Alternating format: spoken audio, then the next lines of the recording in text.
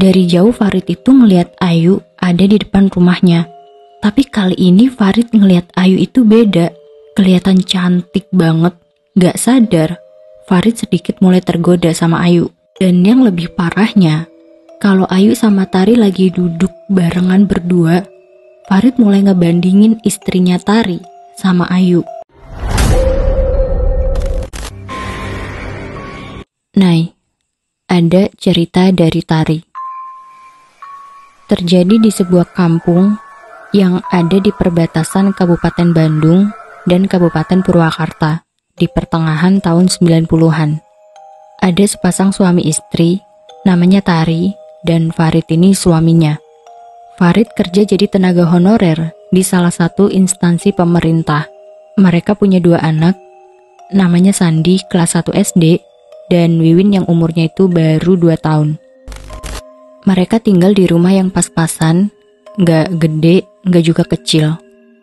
Suatu hari, Titin ini kan lagi nganter Sandi ke sekolahnya. Dia harus ngelewatin beberapa rumah, ada mobil di depan kontrakan punya Bu Hajah. Orang-orang nyebutnya gitu. Mobil itu bawa barang-barang yang lagi diturunin. Kebetulan ada tetangganya namanya Opik, lagi bantuin nurunin barangnya. Terus ditanyalah sama Tari, siapa yang ngisi kontrakan itu?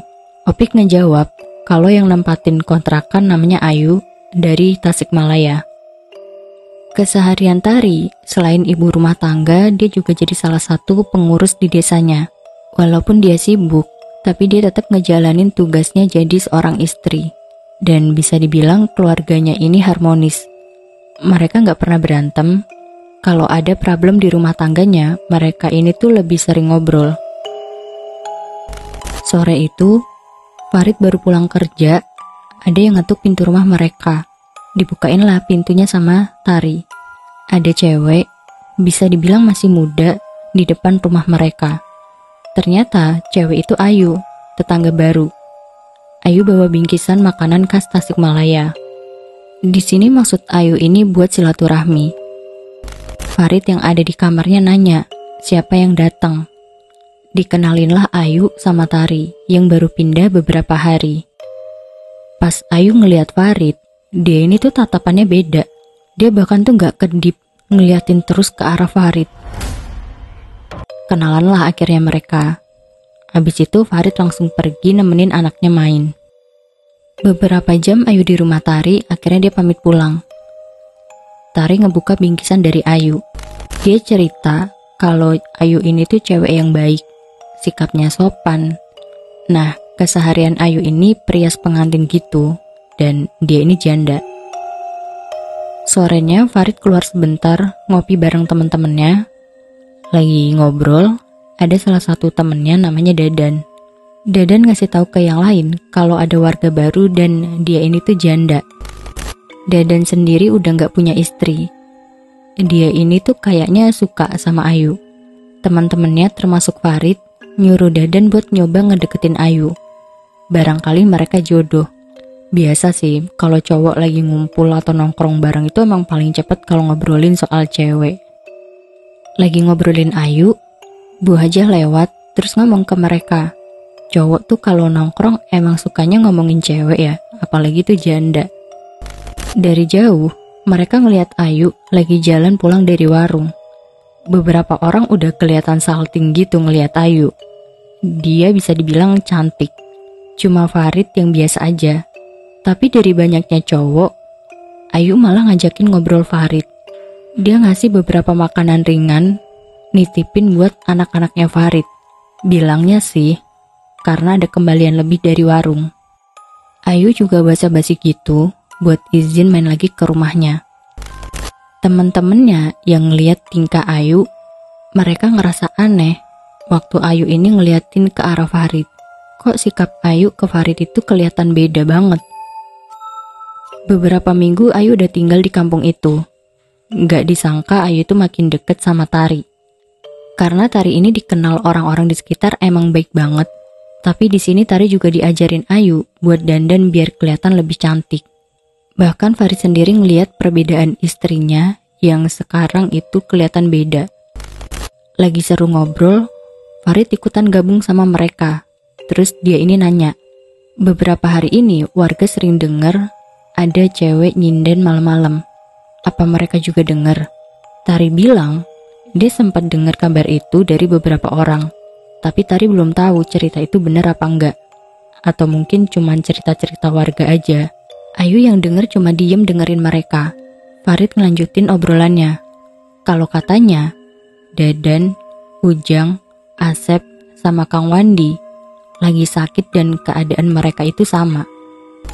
Mereka gak bisa gerak, posisi badan mereka itu tiduran tapi kaku. Tari yang dengar itu kaget, karena kalau yang ini dia itu belum tahu.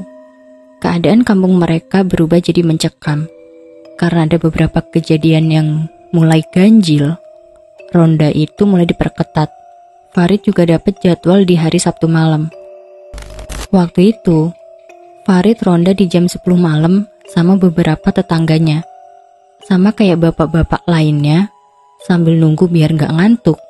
Ada yang main gaplek, bakar singkong, ada juga yang lagi ngopi. Sampai ada salah satu dari mereka itu ngomongin beberapa kejadian di kampungnya. Mereka ngerasa aneh aja gitu. Kayaknya kampung mereka dulu aman-aman aja.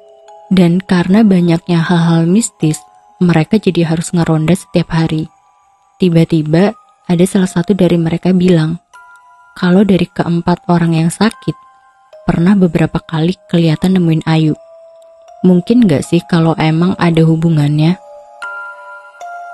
Farid yang dengar itu ngasih tahu kalau dia sering ketemu Ayu di rumah, tapi gak kenapa-napa. Ya emang mereka ini lagi saingan buat ngedapetin Ayu. Nah lagi serius ngobrol, kedengeran ada orang lagi jalan ke arah mereka. Di kampung mereka ini kan gelap, lampunya itu gak terlalu jelas, jadi gak tahu itu siapa. Pas udah deket, Kang Ujang, mereka heran, bukannya Kang Ujang lagi sakit, kok bisa ada di pos ronda. Mereka mulai nanya keadaan Kang Ujang, tapi Kang Ujang ini cuma diem aja. Mereka lihat-lihatan kan, kok dari tadi Kang Ujang ditanya, gak ada satupun yang dijawab sama dia. Ya udah tuh, mereka nyoba nyairin suasana. Dibikininlah Kang Ujang kopi. Udah gak ada yang berani tuh nanya-nanya. Karena sebelum Kang Ujang sakit, dia itu sempat ada masalah sama istrinya. Itu yang bikin gak enak buat nanya hal lainnya. Sampai Kang Ujang ini berdiri, terus ngomong, Saya pergi dulu. Dia langsung ninggalin yang lainnya malam itu. Sebenarnya mereka ngerasa aneh, tapi Farid ngingetin buat gak usah mikir yang enggak-enggak. Ya udah kan, mereka ngelanjutin rondanya, sampai menjelang pagi mereka pulang ke rumah masing-masing. Karena baru pulang, Farid ini kan masih ngantuk banget. Tiba-tiba istrinya Farid ini teriak, ngebangunin. Farid yang gak bangun-bangun kan badannya ditepuk-tepuk tuh sama Tari. Tari ngomong kalau ada berita duka. Kang Ujang meninggal di jam 2 malam. Farid akhirnya tuh datang ke rumah Kang Ujang. Di sana itu juga udah banyak temen-temennya yang mukanya itu juga kelihatan kebingungan. Karena semalam kan mereka masih ketemu sama Kang Ujang. Kata mereka, nanti aja diobrolinnya. Karena gak enak kan masih proses pemakaman. Setelah semuanya selesai, Farid juga yang lainnya itu ngumpul bareng. Mereka bikin kesepakatan buat gak ngobrolin soal ketemunya mereka tadi malam sama Kang Ujang. Buat ngejaga perasaan keluarganya. Lagi perjalanan pulang, dari jauh Farid itu ngelihat Ayu ada di depan rumahnya. Tapi kali ini Farid ngelihat Ayu itu beda. Kelihatan cantik banget. Gak sadar, Farid sedikit mulai tergoda sama Ayu. Ayu sendiri tuh kayak nerima responnya Farid. Dia juga senyum sama Farid dari jauh. Lama-kelamaan, Farid ini mulai ngerasa perasaannya sekarang itu mulai beda sama Ayu. Kayak ada sesuatu di hatinya. Sebelum Ayu pamit pulang, Ayu juga nyuri-nyuri perhatian ke Farid. Yang biasanya Farid ngerasa biasa aja, ini tuh dia udah mulai ngerasa aneh. Perasaan apa ini sebenarnya? Farid mulai pengen terus ngelihat Ayu. Hari-hari berikutnya, gak tahu kenapa Ayu ini tuh sering banget main kan ke rumah Tari. Farid yang setiap hari juga harus ketemu Ayu, mulai ada rasa yang gak bisa dijelasin.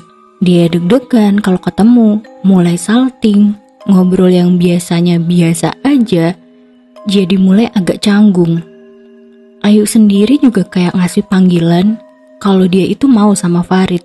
Dan yang lebih parahnya, kalau Ayu sama Tari lagi duduk barengan berdua, Farid mulai ngebandingin istrinya Tari sama Ayu.